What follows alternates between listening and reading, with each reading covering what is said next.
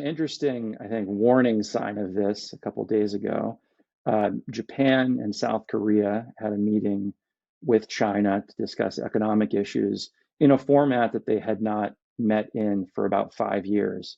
And so clearly, this is, it's not exclusively driven by the United States, but I think that's the type of thing that we could see more of if US trading partners begin to think that there is no road to a successful negotiation.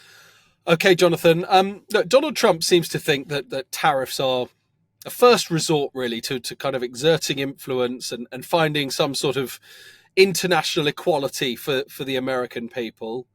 Many that I have spoken to and read seem to think otherwise. Where do you stand on this, and why? So today will be an interesting day, right? President Trump has declared today Liberation Day, and a lot of us are watching and waiting to find out exactly what that means. I think really markets are on edge, investors are on edge, and there's a lot of questions about the scope, the scale, and the speed of what will be announced. And so I'm kind of in one part withholding a little bit of my own judgment until we have more details exactly on what is being announced, which countries are being targeted, which sectors potentially are being targeted, and how fast might this be implemented. I think the speed part is really important because, President Trump has discussed these tariffs sometimes as a negotiating tool. He's talked about them in other ways too, as being maybe more permanent for raising revenue for the government. But as a negotiating tool, the speed part is really important. And so I'm hoping that there's a little room for negotiation with partners so that we could get into a more predictable, stable place.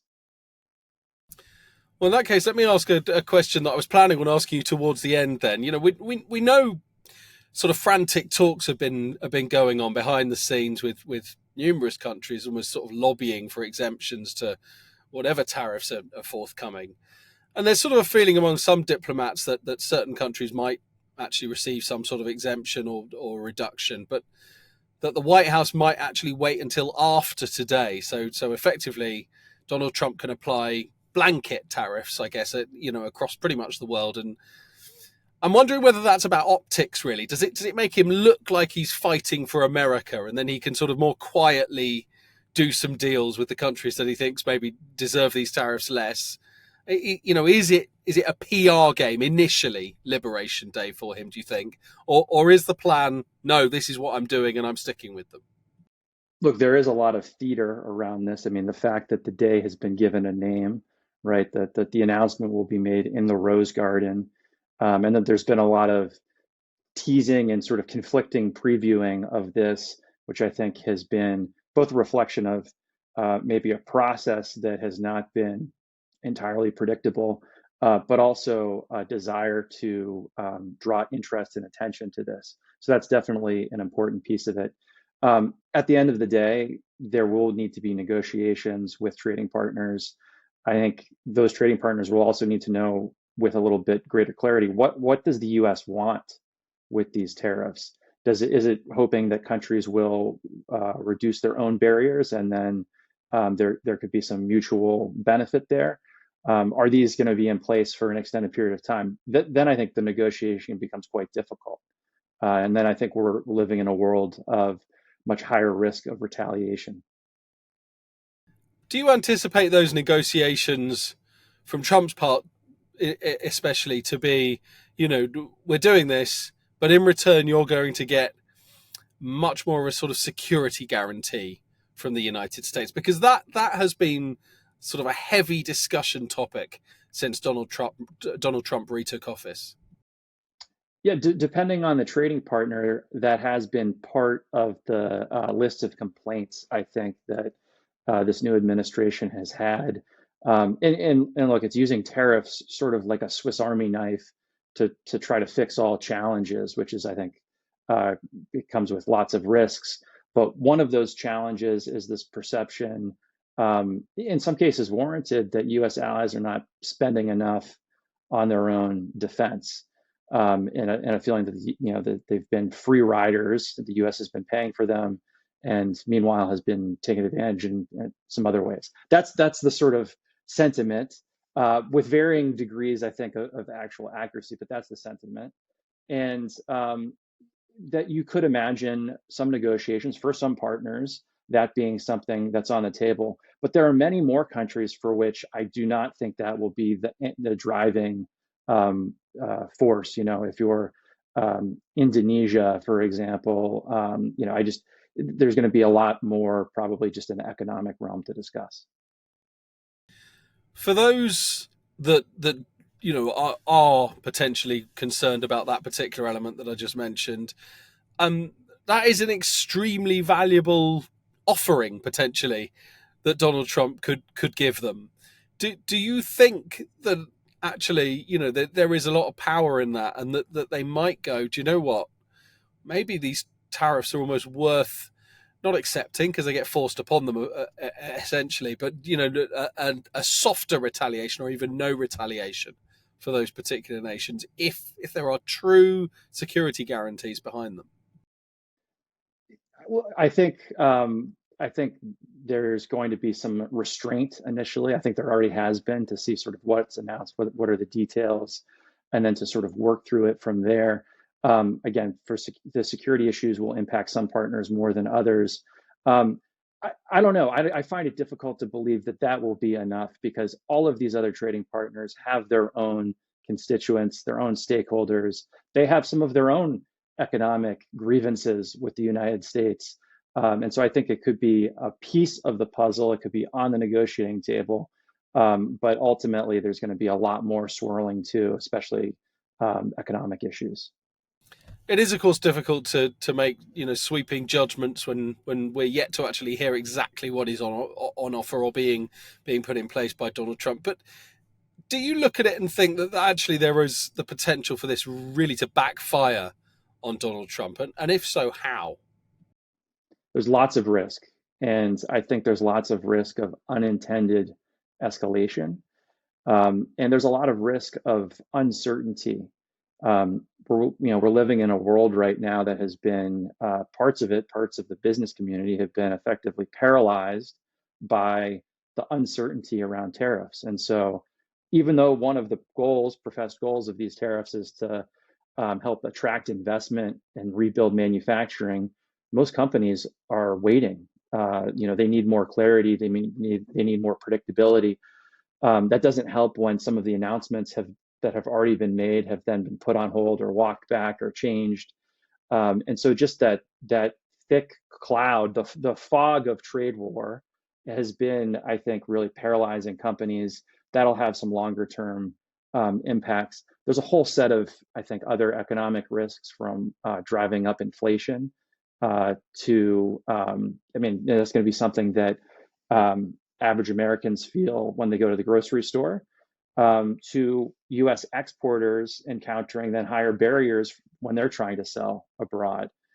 So lots of risk here in the economic realm, and then layer on top of that what you might call diplomatic risk, right? Which is partners have been pretty restrained so far in their responses, but their language is quite striking. I mean, we have countries, close US allies like Canada, like the EU, like Australia, saying things like, we need to defend our own interests.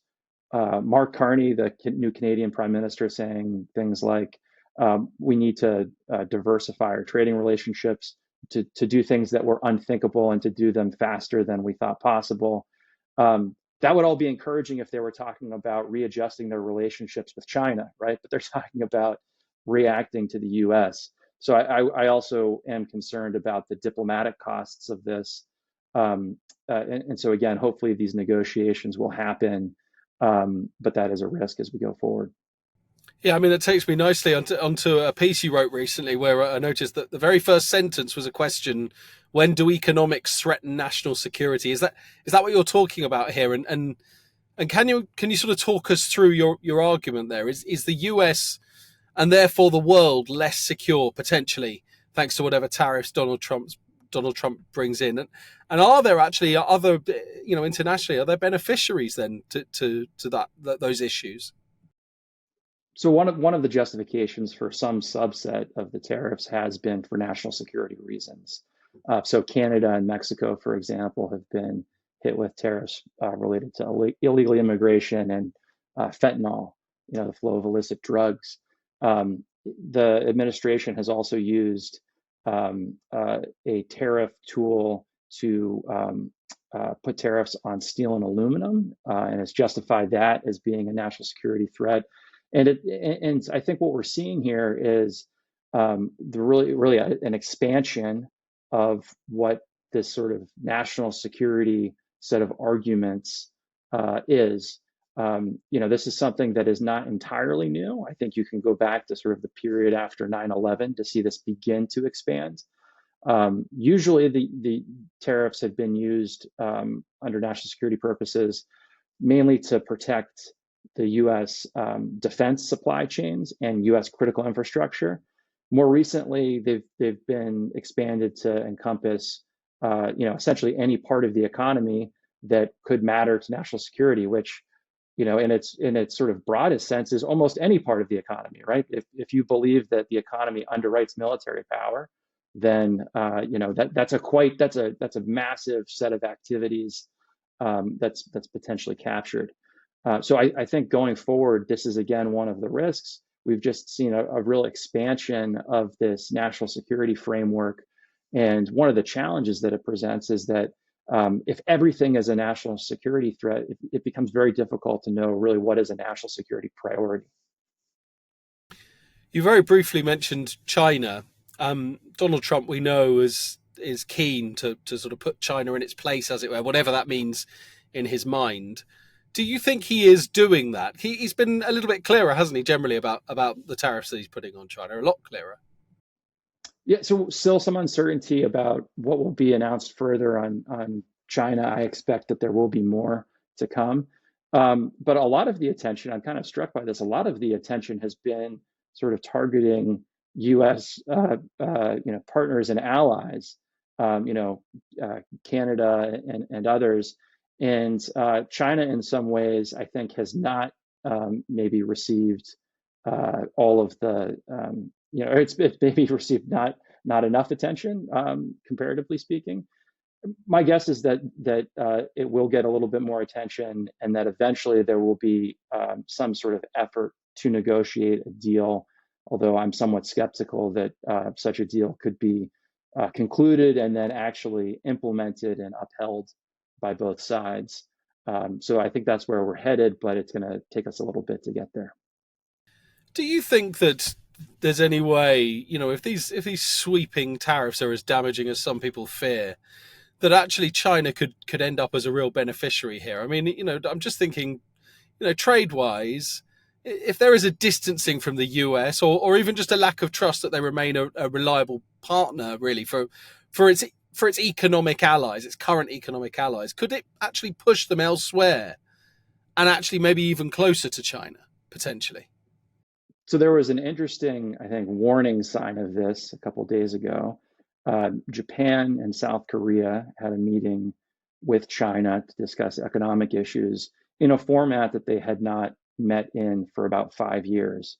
And so clearly, this is, it's not exclusively driven by the United States, but I think that's the type of thing that we could see more of if US trading partners begin to think that there is no road to a successful negotiation. And so, I think one of the risks for the U.S. here is that it's not only pushing trading partners away and toward each other, but potentially toward adversaries. That would be an absolutely extraordinary outcome, wouldn't it? Given that we know, it's been the one thing that's been clear about Donald Trump for many, many years is that China is his primary concern, and it sounds like you think he could strengthen China.